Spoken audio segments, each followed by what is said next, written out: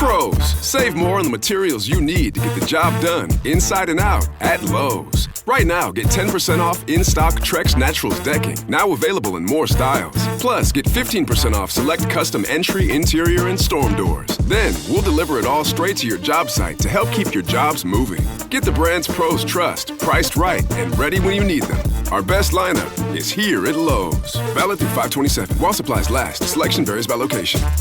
How would you like a 15% discount to my daily email, the stack of stuff, the show notes, discounts to the conference, all of that? All you need to do is text the word show to 33777. You'll get the annual subscription with a 15% discount to my daily email. You'll get the stack of stuff, the links to the show notes, discounts to the conference, and so much more. All you have to do is text the word show, SHOW, to 33777. Text show to 33777.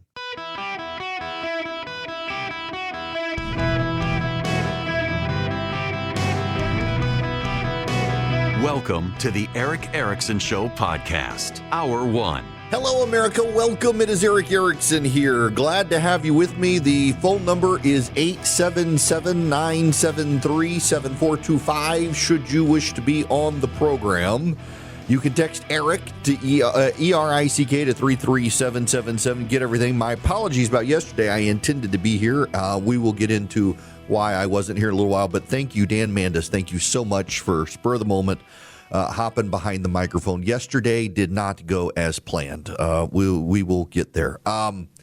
Everything is fine. Everything is fine. It was a crazy oncology day with my wife, though. We'll get there. Listen, I don't mean to alienate y'all. Maybe I woke up and chose violence, but I just hear me out as we start the show. Last night, Ken Paxton wins in Texas. We are going to spend a lot of time. I got all the James Talarico clips, and we're going to spend time enjoying the James Talarico clips. But I wish to begin in a way some of you probably wish I would not. If I lived in Maine, I would vote for Susan Collins because the opposition has put up a Nazi-turned-communist with the Totenkopf tattoo, who I've seen some people say he didn't know or it was an accident, and yet there are plenty of threads on Reddit from Plantner, in his own words. He absolutely knew what he was getting, but he no longer considers himself a Nazi. He considers himself a communist, but he still hates the Jews. I would vote for Susan Collins. And what I note is a lot of the conservatives who insisted we got to go with a guy like Ken Paxton in Texas, they hate Susan Collins because she's a moderate. She stands up to Donald Trump, and she is pro-abortion. And what these people say in Texas is we need men like Ken Paxton, who regularly cheated on his wife before their divorce, who pled no contest to corruption charges, who was impeached by the state legislature, though not convicted, and whose own staff turned him into the FBI for corruption. He's the guy. And you know what? If I were in Texas, I would vote for Ken Paxton over James Talarico. In New Jersey, there is a Democratic Senate candidate, Adam Hamawi. Adam Hamawi is the front runner to replace Bonnie Watson Coleman, who's the retiring member of Congress. Adam Hamawi had a friendship with Sheikh Omar Abdul Rahman, who tried to blow up the World Trade Center, the blind sheikh. Their relationship spanned a 1991 road trip the two took together to Detroit. Hamawi's service as the Sheikh's translator for a press conference in which Abdul Rahman denied any role in the World Trade Center bombing. And Hamawi's testimony on the Sheikh's behalf at his 1995 trial, where the Islamist leader was convicted of plotting to carry out the terrorist attack on New York City. And then Hamawi, after leaving the blind sheikh who was carted off to jail, went to Bosnia with a group that provided logistical support to al-Qaeda. This guy is the Democratic frontrunner for a congressional district in New Jersey. If the Republicans showed up tomorrow and they had a drag queen for a congressional candidate, I think a lot of people would say, we got to go with the drag queen to stop the terror sympathizer. Oh, and you say no. You say no to the drag queen. Well, where's your limit? Because in Texas, you're going to run a serial adulterer who has actually pled no contest to corruption charges to avoid being found guilty. He took the deal and also gave a deal to a kid toucher, and that guy got out of jail, and they happen to have a friendship. Really? This is, well, we can't go with the drag queen against the terrorists, but we can go with the serial adulterer, corrupt guy who actually pled no contest to corruption, whose staff turned it in for the FBI to stop the trans freak there. In Michigan, you've got a Democrat now, the front runner there, the al-Said guy, who isn't sure Israel should exist, supports Hamas, and is a defender of terrorism even against the United States, which he doesn't think is a legitimate country. At least the Republicans are running a sane guy there in Turner. I got to tell you, my point is this. I would vote for Collins against Plattner. I would vote for Paxton against Talarico. I would support Trump against Harris. But I'm just really tired of all of these supposed Christians, and it is supposed Christians, the people who talk about Jesus and never darken the door of a church, who insist, we got to go for the lesser of two evils. You're still voting for evil. You know, the lesser of two evils is still evil definitionally. And I wonder at what point the actual practicing, believing Christians in America say, you know what, I'm done with politics. All you people keep saying, the country is going to hell in a handbasket. Look at the culture. The culture of the country is so degraded. Families are breaking up. Divorce is high. Kids can't read. Illegitimacy is on the rise. Abortion on the rise. We got drag queens everywhere. Culture is garbage. And you keep putting up in response to it garbage candidates yourselves. And then you say, no good person will run for politics. Yeah, because you reject the good person because he didn't scratch your particular itch at the time. I'm really frustrated with the garbage candidates of the right. I didn't agree with John Cornyn on everything, but he never cheated on his wife, was a man of character, even as I disagreed with him sometimes. But, you know, the fine people of Texas and the Republican primary there, many of them self-described Christians, a lot of them pastors, by the way, who championed this, decided, we should go with the serial adulterer who pled no contest to corruption charges, whose staff turned him in for the FBI because this one time John Cornyn did something we didn't like. You do understand why people have decided that politics is gross, and the key to winning in the future is probably going to be that the side that isn't so gross is going to win. A Republican candidate for Congress in Texas 37, located in the Austin area, has a troubling background and an even more troubling allegations about a sitting Republican politician. Lauren Pena, also known as Laura Mason, is an Austin resident who's running as a Republican for Texas 37, a traditional Democratic district located in Austin. Laura Pena is not actually Hispanic. Claimed on a podcast that when she was 19 years old, she worked at a strip club and was a prostitute and sold cocaine. She also claimed that she did these acts with an unnamed Texas state senator and that he paid for these things with taxpayer dollars. In the video, Pena claimed a sitting Texas state senator was a frequent flyer of hers and would pay for drugs and sex acts with a state credit card. The interviewer asked her to name the politician, but she refused, stating that she could face legal ramifications, but would be open to anyone asking her through private messages. You will not be surprised to learn that this woman got into the runoff, and I believe she won. Yes, won. So you got, these are the candidates of character in Texas. Guys, if I sound frustrated, I am, because I at some point it becomes unseemly to keep telling people the world is going to hell in a handbasket unless we fight, and we've got to fight with these super morally flawed people. When you got the Holy Spirit on your side, you're not going to lose.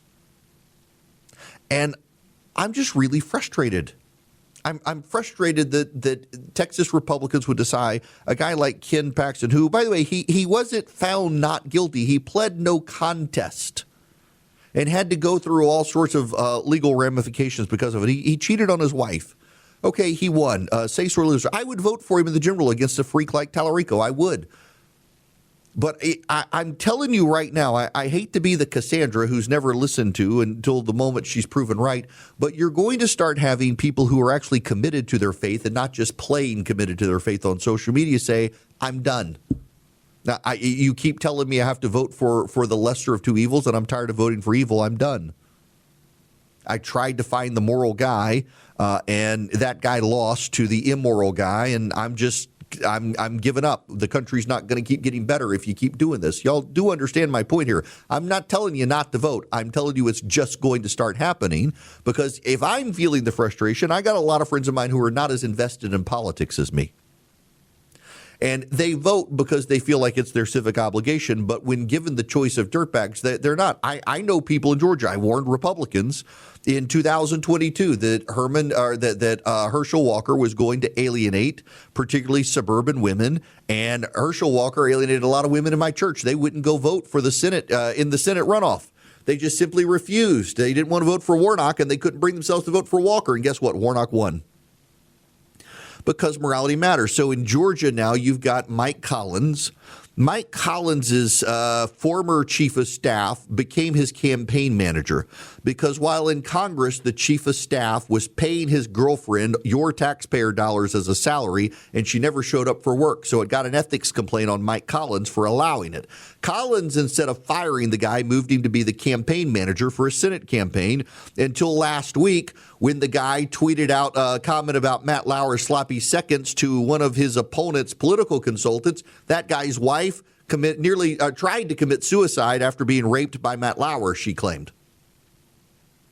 And so the campaign campaign chair for Mike Collins, or campaign chief of staff, campaign manager for Mike Collins, called this woman who claimed to have been raped by Matt Lauer and then attempted suicide, called her husband Matt Lauer sloppy seconds. Interestingly enough, Mike Collins claims to have parted ways with the consultant, but I raised doubts about this because Mike Collins used the same language when the guy was his chief of staff in Congress, that he parted ways with his chief of staff after the ethics investigation. But you know what parted ways meant? He moved into the campaign. So where has Mike Collins parked Brandon Phillips now? And by the way, Mike Collins has not actually gotten rid of the social media consultant who put up a tweet of a train trying to ram through a tunnel and replied to that consultant who's married to the woman who made the allegation about Matt Lauer and said, "Does this look familiar?" Yeah, it was an animated video of a train trying to plow through a tunnel and sent it to the husband of the woman who had been raped.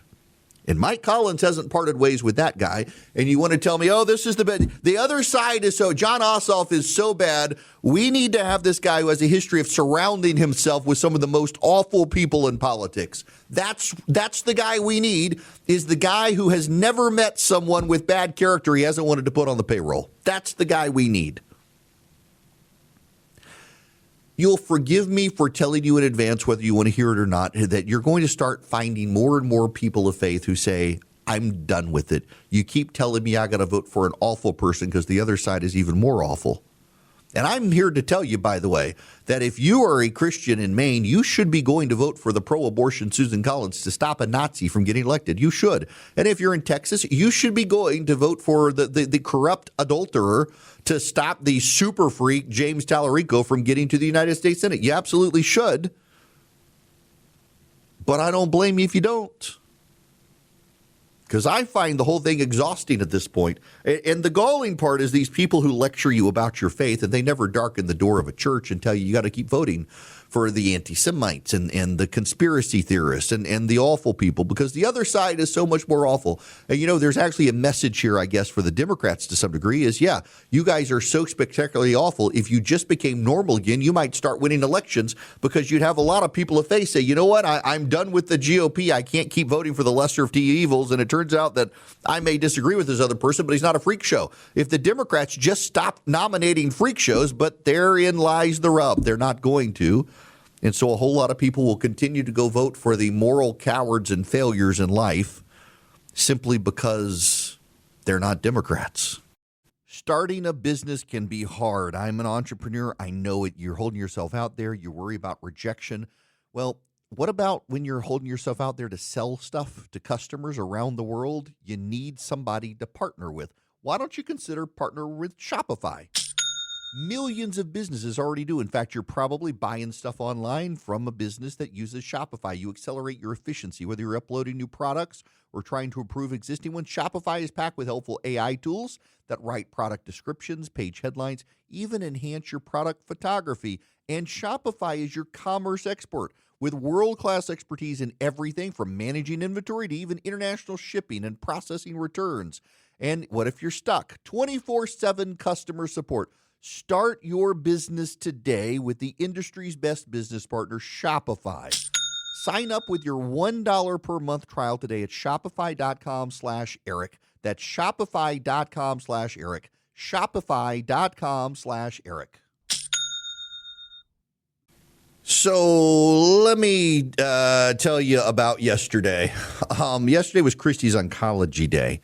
And I was not going to her appointment because she had already had the CT scans. We knew there had been no growth in tumors. At 9:45 yesterday, I'm in my office getting ready for the show, and she texts me. She has made it to the parking garage at the hospital in Atlanta, 77 miles away. And not only has her car died, but it is smoking. And so she got into the parking deck at the hospital before it started smoking. She drove it all the way to the top of the parking deck because she was afraid if it caught on fire, she didn't want to be around other cars in the parking deck. So she got to the roof of the parking deck. And there was a fire extinguisher up there. So she parked by the fire extinguisher just in case. So I had to cancel everything. So thank you, Dan Mandis, so much for jumping in yesterday. Thank you so much. Called my boss, Ken. Charlie, who was headed to a doctor's appointment, and I called Ken, and he's like, let me check with Dan.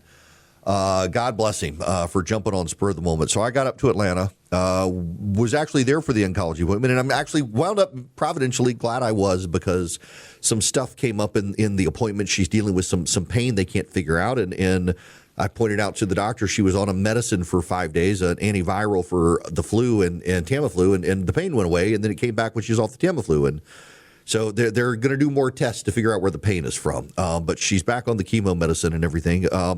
So then we had to go buy her a car. So I had to drive her car out of the parking deck, made it across the street fine, called the tow truck. This is so providential. My wife loves her Infiniti little hatchback. They don't make them anymore. She didn't want a new car. This one's like 14 years old. And she's finally said if she needed a new car last week, there's this Audi that she wanted, this SQ5. They literally towed her car out of the lot and an SQ5 pulled into the spot where her Infiniti had been. I was like, okay, God, I got you. So we went up to to Audi of Marietta, Jim Ellis brand. Man, I bought so many cars from Jim Ellis. They were as nice as they could be.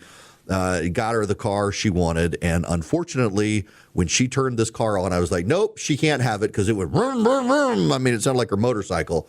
And they're like, yep, it's got like 360 horsepower for this little thing. I was, nope. Well, too late. My wife got what she wanted. She's taller than me and has more guns, so I couldn't tell her no. So she got a new car. She got good scans, completely discombobulated yesterday, though. But there we have it. What a day. Now, let me tell you about Swiss America. If you are in the business of investing your own finances and you are interested in precious metals, you should consider Swiss America. You can go to SwissAmerica.com/Eric. They're one of the nation's trusted leaders in precious metals and have been for 40 years. It is SwissAmerica.com/Eric. You can also sign up and get their Secret War on Cash report completely free.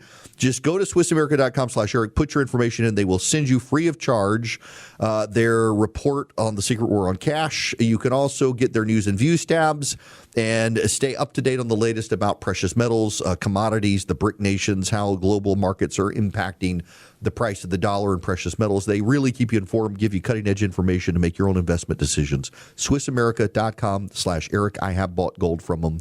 Got some great gold coins from them. You can too. SwissAmerica.com/ERICK. When we come back, James Talarico, in his own words, you need to hear it for yourself because, wow, that guy's a freak. Are you noticing your car insurance rate creep up even without tickets or claims? You're not alone. That's why there's Jerry, your proactive insurance assistant. Jerry handles the legwork by comparing quotes side by side from over 50 top insurers so you can confidently hit buy. No spam calls, no hidden fees. Jerry even tracks rates and alerts you when it's best to shop. Drivers who save with Jerry could save over $1,300 a year. Don't settle for higher rates. Download the Jerry app or visit jerry.ai/libsyn today. That's jerry.ai/libsyn. Hello, America. It is Eric Erickson here, and I am delighted to have you with me. The phone number is 877-973-7425. Yesterday in Texas, Ken Paxton beat John Cornyn in the Senate primary. Cornyn will serve out his final term in the Senate. Paxton will challenge Talarico. This is Paxton last night. And finally, he's a threat to our very way of life and our values. I mean, he's a vegan who thinks God is non-binary and that there's actually 6 biological sexes. It's hard to imagine someone more radical than that. He's not wrong. For his part, this is what James Talarico had to say. As a criminal record, I have a legislative record over 4 terms in the Texas House of Representatives, where I've brought Democrats and Republicans together to pass more than 60 bipartisan bills to cut property taxes, to raise teacher pay, to lower the cost of housing, prescription drugs, and child care across Texas. And I'm going to put that record up against Ken Paxton's criminal record any day of the week, twice on Sunday. And by the way, Ken Paxton does have a criminal record. He pled no contest. He did not plead not guilty. He pled no contest and had to pay penalties and undergo legal training and other stuff. So there is that. But who do you think is going to win? The corrupt guy? I mean, we for years, people in Texas were used to J.R. Ewing. Do you think they would rather a J.R. Ewing or a freak like Talarico?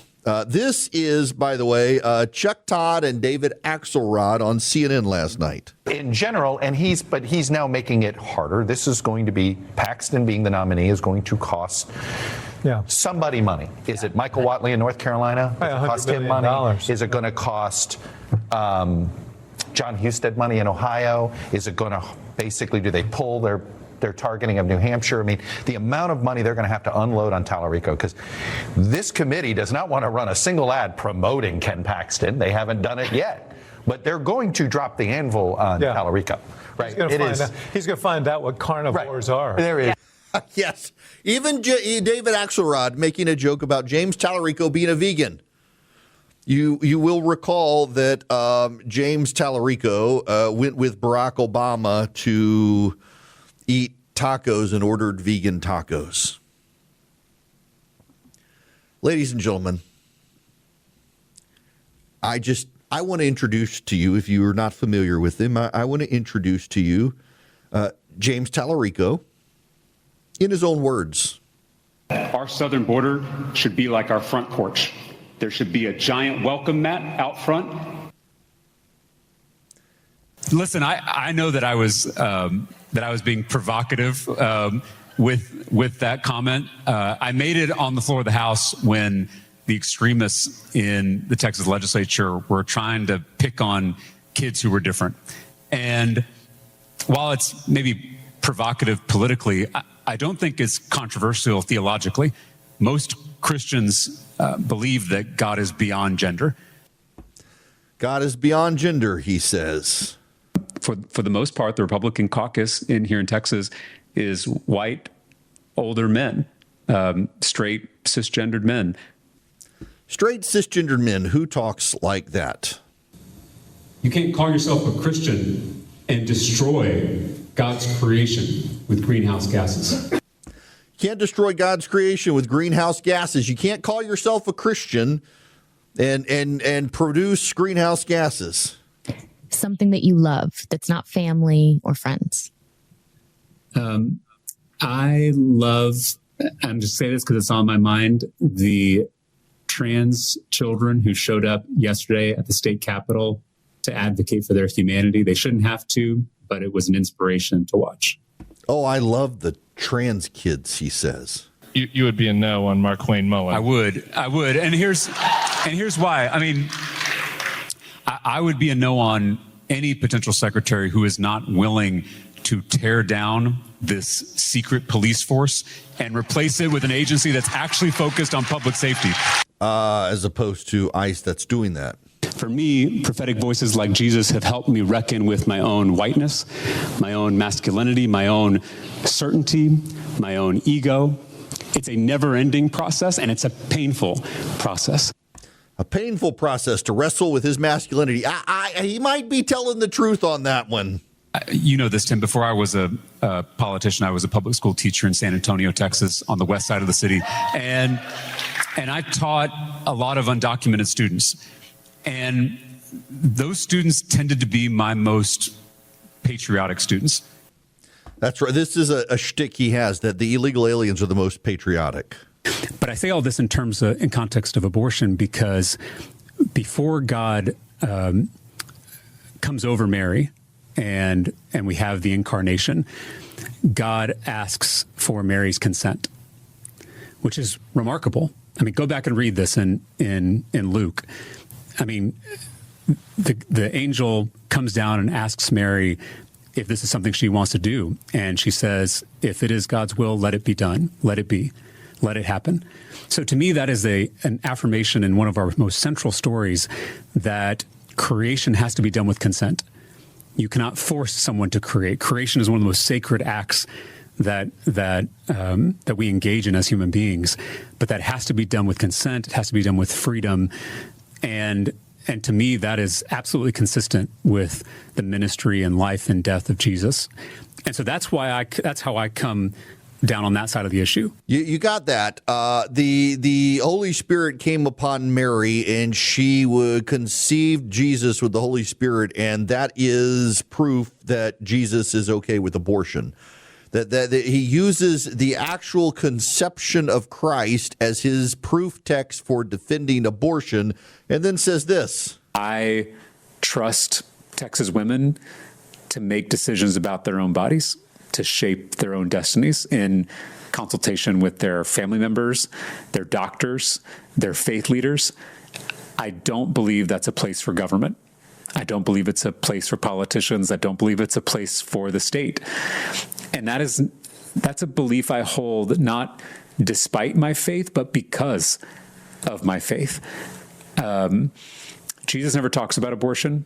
The Bible is silent on abortion. And when that happens with a social issue as important as abortion, we Christians have to take Scripture as a whole, and we've got to try to make some kind of ethical determination. Right now in Texas, we have the most extreme abortion ban in the country. No exception for rape, no exception for incest. We have girls as young as 10 years old who are assaulted, who are raped, who are victims of incest, and who can't access basic reproductive care. With no evidence, by the way, for him saying that, just that Jesus didn't talk about abortion, therefore abortion must be legal. This is always the cop-out for the progressives, that if Jesus didn't talk about it, there are a lot of things Jesus didn't talk about, but the Bible's very clear on, and this guy is called a seminarian. I'm assuming it never mind. I'm not even going to say that, but he went to seminary. So did I, and I can tell you he's a heretic. Then there's this. I want us all to be aware of is that modern science obviously recognizes that there are many more than two biological sexes. In fact, there are 6, which honestly, Representative Hefner, surprised me too. Surprised me too, because I am not well versed in this issue area. I'm not a scientist. I'm a politician, a lot worse than a scientist. By the way, he was saying that with a mask on, that there are 6 sexes, but he's not a scientist. I often think when reclaiming symbols, I think about the American flag. I think the Confederate flag is a symbol of treason and terrorism, but the American flag is such a complicated symbol for most of us. And in many ways, like Jesus, like the cross, it's been co-opted and in some ways its true meaning has been betrayed. He's saying that to a group of white people in a church, that the American flag is complicated. What's complicated about patriotism? I want to ask you about your record as a state legislator, because they have reviewed your legislative history and you've missed over 800 votes during your time in the State House. Why did you miss the votes, and why should voters allow you to represent their interests statewide when some are saying you did not represent your district? And this is a Republican talking point because I broke quorum twice with my Democratic colleagues to protest this redistricting power grab, to protest their voter suppression. And so I wasn't on the floor to take these votes because I was trying to stop them from passing these voter suppression efforts. So, by the way, he's doing a three-card Monty there. For a guy who claims to be a person of faith, he lies with such ease. They're not including those. They're including all the other votes that he skipped on because he was so busy running for his next office that he couldn't bother to show up. The National Republican Senate Committee is already highlighting comments that you've made as a state representative. For example, they're highlighting this. God is both masculine and feminine and everything in between. God is non-binary. What is your response to them using that, and explain what you were talking about? Well, I understand that comment is a little provocative. I said it on the House floor when the extremists in the Republican legislature were picking on school kids who were different. But I don't think it's controversial theologically. Most Christians would acknowledge that God is beyond gender. In fact, the Apostle Paul, in his letter to the Galatians, said that in Christ there is neither male nor female. And so if someone's got a problem with that statement, they shouldn't take it up with me. They should take it up with the Apostle Paul. Way to twist the Apostle Paul's meaning there.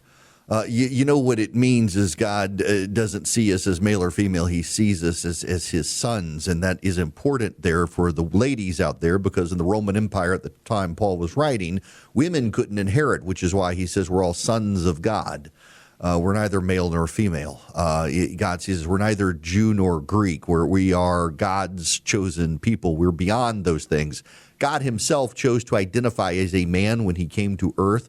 It is really wild that the progressives want us to recognize everybody's preferred pronouns, but they themselves refuse to recognize God's chosen pronouns. And then there's this running in Texas. We have, I think, heard more and more issues of animal welfare. I think not just because it's the right thing to do and the moral thing to do, but also it's, as all of you know, necessary to fight climate change. It is now existential that we try to reduce our meat consumption and that we try to respect animals in all aspects of society. And so I am proud to say that our campaign has officially become a non-meat campaign. So we are only buying vegan products from our local vegan businesses. Some of you may know Big Nona's. They were little Nona's, and then they opened up brick and mortar, so another Big Nona's. But we just got our pizza from there today. And so the point is that I think all of us, not just policymakers, but everyone has to take personal responsibility in this effort. So you can't be a Christian if you produce greenhouse gases, and you've got to be a vegan, according to James Talarico. But the other thing that of course, that the state Republicans did in Texas is this redistricting effort. That's right. The tip of the spear of what President Trump's efforts are. We've seen it now replicated in a number of other states, where that plus efforts to purge voter rolls, plus potentially the Supreme Court taking on the Voting Rights Act, a real sense among those in your party that the midterms next year might not really be free and fair. Do you share that? I do, and that's why my Democratic colleagues and I in the state legislature took the unprecedented step of breaking quorum over the summer to shine a national spotlight on this power grab. That's right. We're not going to have free and fair elections because James Talarico may not win. And don't worry, by the way, ladies and gentlemen, because there's also the compendium of all this nonsense. Do you know any undocumented immigrants? No, I do not. When I was a teacher on the west side of San Antonio, I taught a lot of students who were undocumented. And I don't want to stereotype, but those students tended to be the most patriotic, the hardest working students that I had in the classroom. And again, I haven't stated this enough to say this definitively, but there are interpretations of certain passages from the Torah where some folks will even say that there is some subtle instructions for how to perform an abortion in the ancient world, certain things to drink, things like that. Before we go further, I want to acknowledge that our trans community needs abortion care too. Defending trans Texans is something we have to do every day at the state capitol. And you better believe I'll be giving sermons on that too. I want us all to be aware of is that modern science obviously recognizes that there are many more than two biological sexes. In fact, there are 6. Is both masculine and feminine and everything in between. God is non-binary. So this idea that to be a Christian means you have to be anti-gay and anti-abortion, there really is no historical, theological, biblical basis for that opinion. So this idea that to be a Christian means you have to be anti-gay and anti-abortion, there really is no historical, theological, biblical basis for that opinion. And if you think about it from a Christian perspective, something interesting that Jesus does throughout his ministry is he is breaking first century norms about women, talking with women, learning from women, having women lieutenants in his movement. And this was something that was kind of unheard of in the first century. I want you to know that clip goes on for 3 more minutes of all the weird things he said. We've put all of these in the show notes today. There is no paywall. I want you to be able to see them and share them with your friends. If you text Eric to 33777, click the first link. You can see it all yourself. You don't have to take my word for it. Take James Talarico at his word. I have a story that is going to raise your blood pressure. First, I need to tell you this hour of the program is brought to you by Van Allen Golf. Text golf to 33777. Text golf to 33777. I need to commend a man named Robbie Redmond. He is a planning and zoning commission here where I live in Bibb County, Georgia. He, to my knowledge, is the one member of the commission. There may have been one more, but I actually think it was just him who stood up for a 95-year-old woman. Reporters in America, this story is so right for you. A 95-year-old woman 20 years ago installed vinyl windows in her historic home. 20 years ago. 20 years later, in 2026, her quote-unquote historian busybody neighbor filed a planning and zoning commission complaint against her 20-year-old windows. And the Planning and Zoning Commission of Bibb County, Georgia, ordered the 95-year-old to replace the windows or go to jail. Robert Redmond on the Planning and Zoning Commission stood with the woman. The Design Review Board had stood with the woman, said it's 20 years old, let it go. But the commission board members, led by Gene Essam and Tim Jones, said, throw the woman in jail if she doesn't do it. It doesn't matter that it happened 20 years ago or that she's 95 years old. Fine her, throw her in jail. She's got to change the windows she installed 20 years ago or else. Only when they were on the verge of actually stepping up law enforcement against this woman did someone discover that 20 years ago, the old Planning and Zoning Commission gave her permission to make the windows changed, and the 95-year-old was living in existential dread of getting carted off to jail for having done something the government gave her permission to do 20 years ago. These busybody P&Z people, they should be burned to the ground, this institution, and start over. Good gracious. Now, I got to tell you about Renai, my tankless water heater. Don't let the busybodies in Planning and Zoning worry you on that. You can go to TalkingTankless.com and get a Renai tankless water heater. You get a $500 rebate if you purchase and install by June 30th for your home. TalkingTankless.com, you click the rebate button, you put in your information, and that'll take you to the rebate page. And on the rebate page, you'll see the Eric Erickson rebate. It'll ask you for a code. You put in Eric, E-R-I-C-K. Why the code? Because it's only for you guys. So TalkingTankless.com, click the rebate button, put in your information. You'll see the list of rebates. Find the one with my name on it, and then put in my first name, Eric. $500 rebate, purchase install by June 30th for your home. TalkingTankless.com, brought to you by Renai.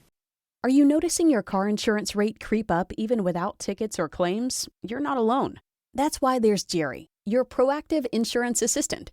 Jerry handles the legwork by comparing quotes side by side from over 50 top insurers so you can confidently hit buy.